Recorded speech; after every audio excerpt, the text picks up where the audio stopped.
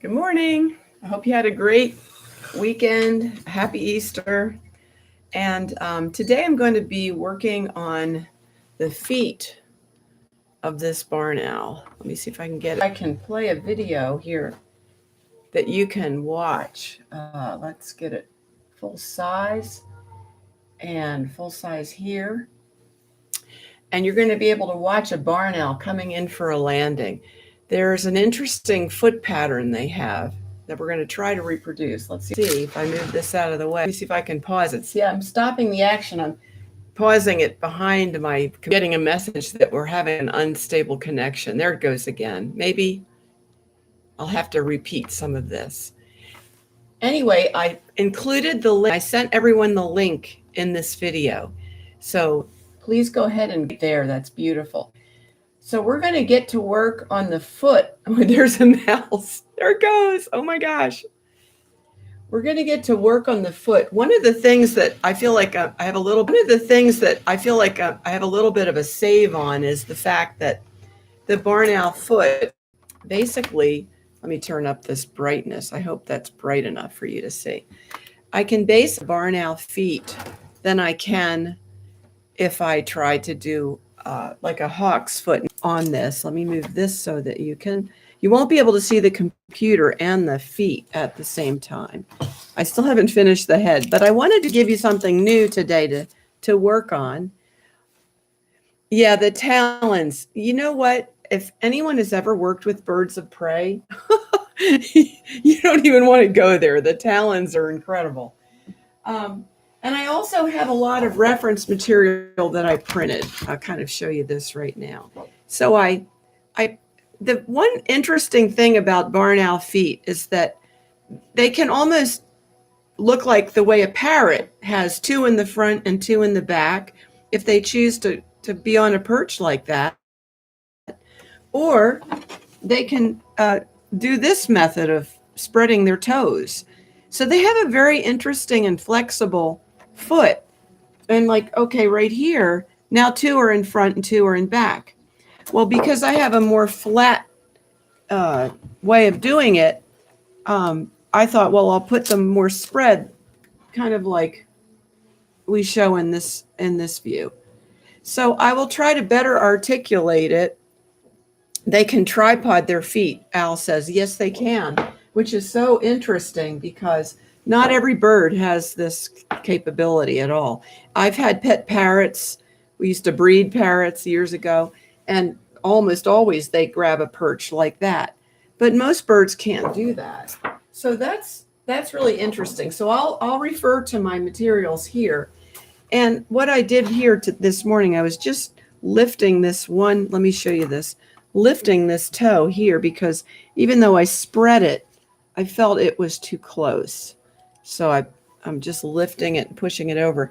Now, another thing, and you might notice this on the cover of our Learn Sculpture channel, you'll see that Chuck, when he worked on that big great horned owl, he did the talons in plaster. He did the beak and the talons in plaster. He actually carved them from scratch in plaster because he didn't want the talons, which you'll see up here on my board.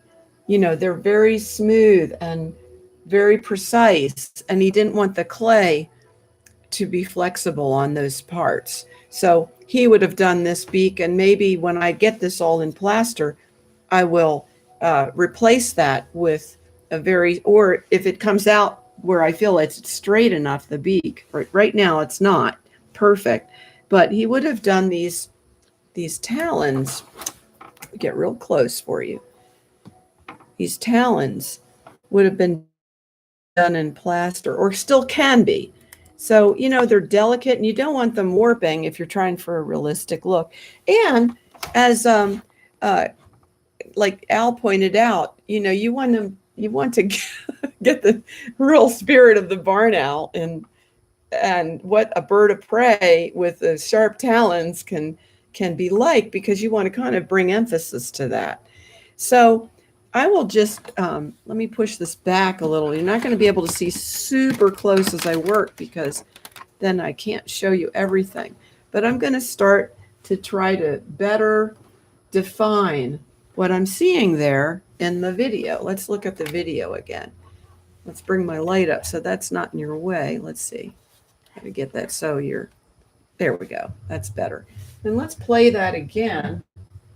I really want to, like for example, this toe has quite a pad right here, and I haven't gotten that yet. So I will get a little of my clay here and just start to add where I, whoops. See, and now I picked that up. I picked that toe up and then I just moved it around. Let me show you better what I did. So I picked it up off the surface this morning because I wanted to bring it a little bit. See, it was way over here. And I just thought, no.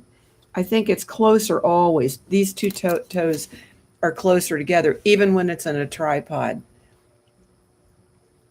Mark's asking, can the delicate parts be oversized and carved down later in the plaster?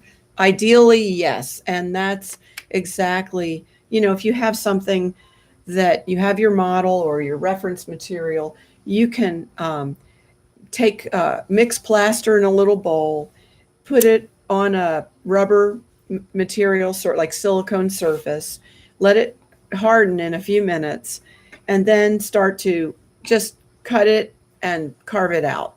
Exactly right. And that's what we would do with little small parts that need that precision, or you want to apply that precision to them. And this is now the first, it was Easter yesterday. We were out all day, out all weekend. It's now warm here. Yeah, the clay, Al is talking about this clay right now. He's saying pliable yet firm. Yeah, I mean, the more you hold it, this is the hard, Chavant Clayette hard. The more you hold it in your hand as you're working, and you pick up pieces like as you sculpt and put them back in your main little handheld grouping, the softer it'll get in your hand. Although I do have over here a hot plate on right now with it's a plate warmer that we found in a garage sale or some secondhand, and I've got clay warming up right now on my warmer because I hope to work a little bit more today. See, now this whole grouping of clay, this is hard clay normally, but it's getting very soft because I have it in my warmer. So I'll put that back, put my little towel over it, and just while I'm working on this detail, that can be warming up. So that's hopefully what I'm doing.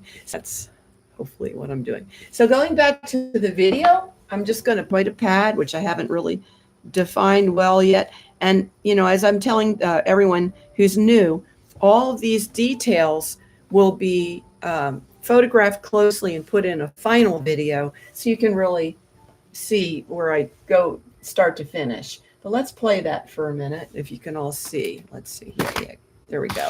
Whoop. There goes my computer. All right, let's play that.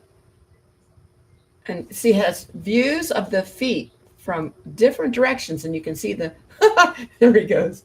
Now that's another bird. We don't want this bird. Some birds have no feathers on their feet, and you really are then kind of tasked with doing a more accurate scaling on the feet. But there's a good front view of the barn owl. Now it looks like the three toes are spread, and there's a lot of soft feathers on the top, which means I won't have to articulate.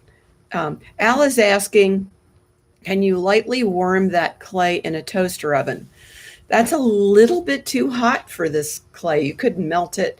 It won't ruin it if you melt it. You've got to just put it back together. But I like a crock pot on warm and a plate warmer on warm. But actually, that can get too hot too. So I have some tiles on the Pyrex container. And then I have my plate on top of that. So I just kind of keep it just before it would melt. But it gets very hot. And in my videos where I started this out, I had heated all the clay in a crock pot because I wanted a lot of it hot or warm at one time. And then I used gloves, plastic like dishwashing gloves, to build up my form because it's so too hot for my hands anyway. And so I think a mild heat, like whatever your warm setting is on the crock pot, Yeah, because you don't want it. I mean, this clay actually, one of the versatile applications of clayette is you can melt it. Advantages of that is, say you make a face and you want to have a lot of faces and then change each one just a little bit. You can make a mold on your first face and silicone or urethane mold. Melt your clay, put pour that into your molds. When it's hard, now you have a starting base that makes it so much easier to get to the end result, because there are forms in a face that are so difficult to do well. And once you've achieved that, now you can create new faces and retain a level of accuracy that's very, or I don't know if I want to use the word accuracy, but a level of believability that's very hard to do from scratch. It takes a long time to do well.